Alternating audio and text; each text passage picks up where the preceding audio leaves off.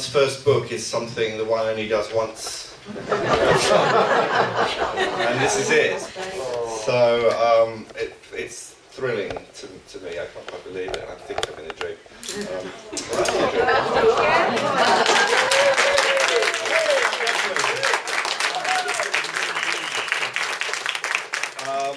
I really never dreamt of doing this book. I never thought I would have a book. It was actually never anything that really ever occurred to me.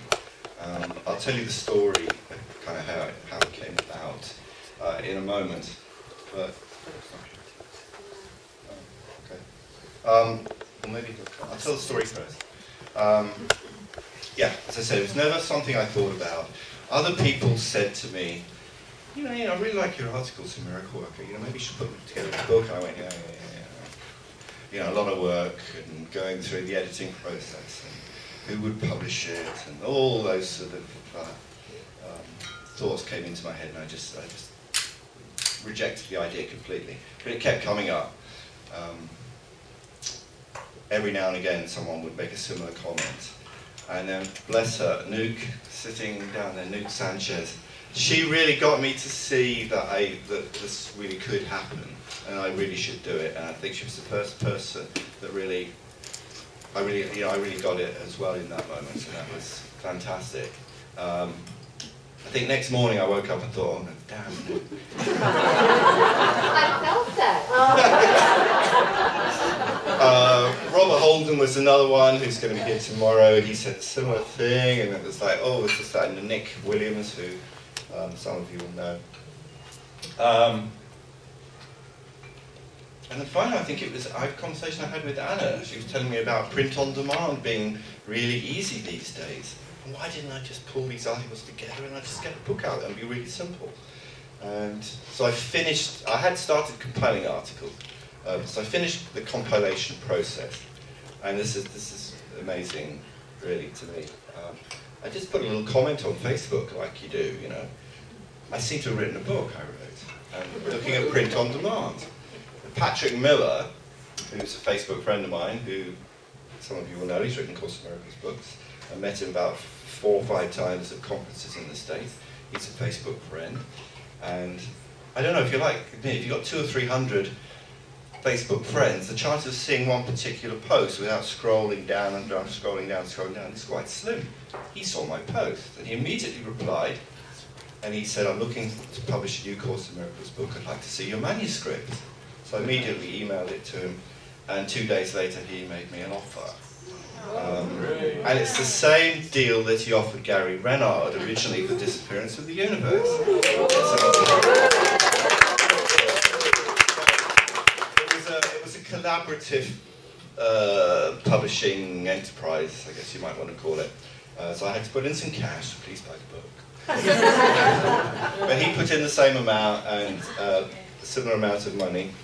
And I mean, to have someone like that on your side for a first-time publisher is extraordinary, really, because he's got kudos in America and in the Course in Miracles world, and people take notice of what he publishes, I think. So, it's mind-boggling, really. I was going to read you something from the book. I thank Nuke. I did want to thank Philip, Anna's husband, who had a look at the manuscript, and the chapters were articles from Miracle Worker, as you know, and none of them had headings, because they were just, from the editor, from the editor, from the editor. Philip put in little headings, I think for fun, as much as anything, and I thought some of them were really clever, so I just kept them. So thanks to Philip for the headings. I wish he was here.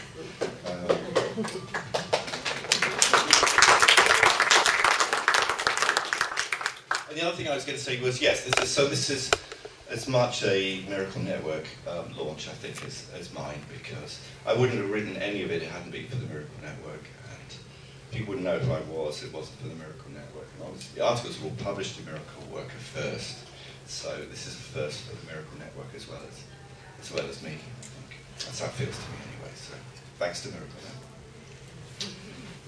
Okay, I was going to read a little section. Because avid readers of Miracle Worker would have read this before.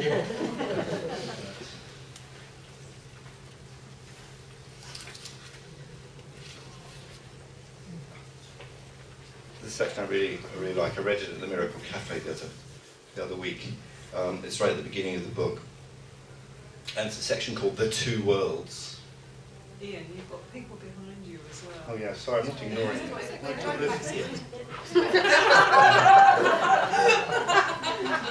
That feels strange.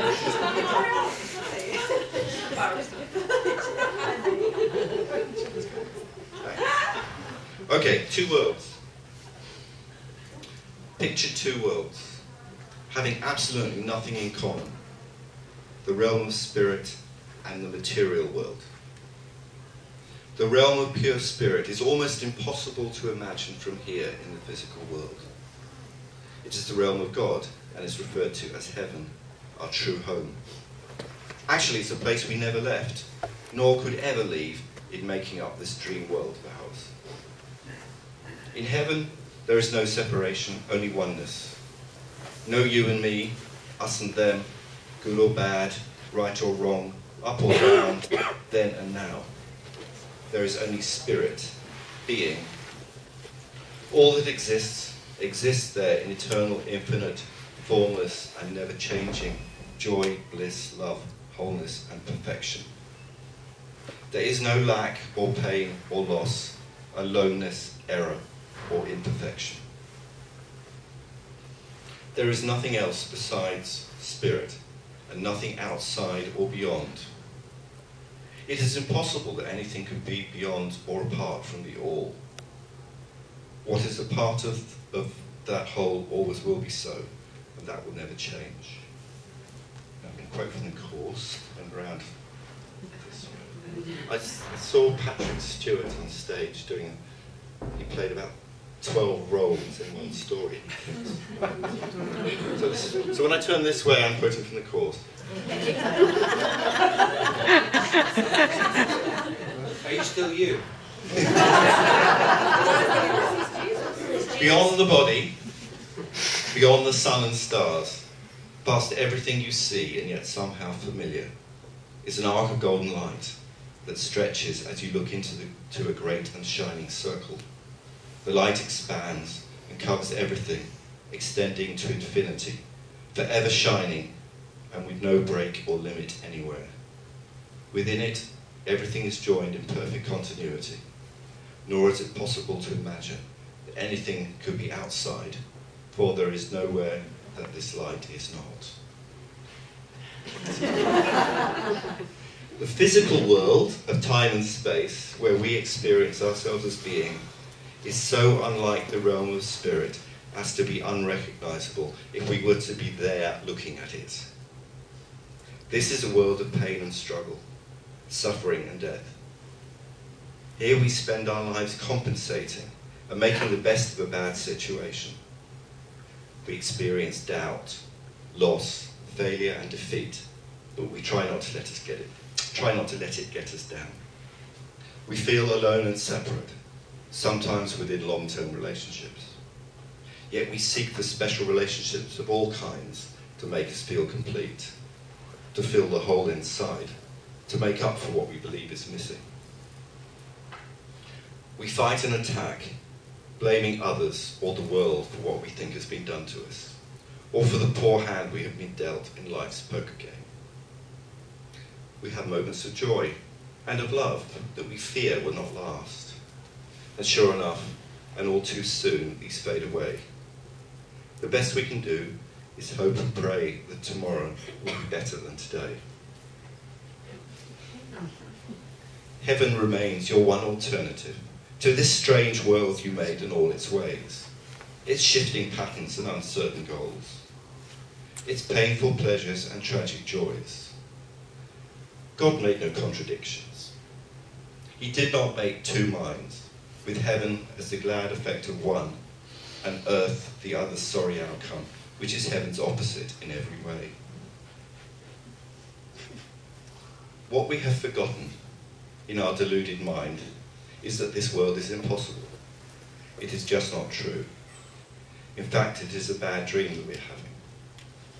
But we're being called to awaken to our true home in spirit. Like a parent attempting to awake a child from a nightmare, the Holy Spirit is calling to us in our dream to awaken to our true home in heaven. One form of this call to awaken is provided by A Course in Miracles. I believe the Course came into this world of illusion from the place of truth because there was sufficient readiness to listen, despite considerable resistance, our desire to remain asleep. The Course is a physical manifestation of the truth in the form of a book that we can recognize and study. It had to come at some point, and awakening must occur because this world was never true in the first place.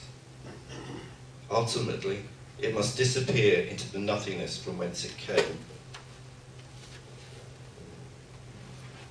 And the Course is a means for that disappearance. The world will end in joy, because it is a place of sorrow. When joy has come, the purpose of the world has gone. The world will end in peace, because it is a place of war. When peace has come, what is the purpose of the world? The world will end in laughter, because it is a place of tears. Where there is laughter, who can longer weep? And only complete forgiveness brings all this to bless the world. In blessing it departs, for it will not end as it began.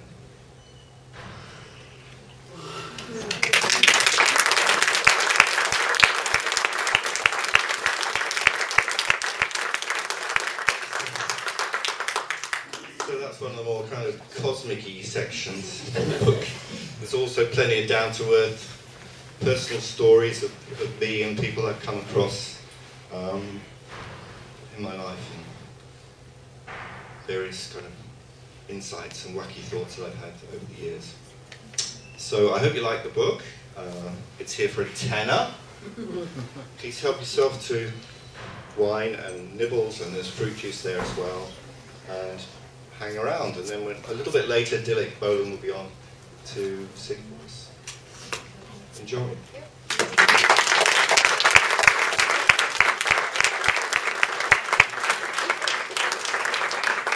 And again, thank you for coming.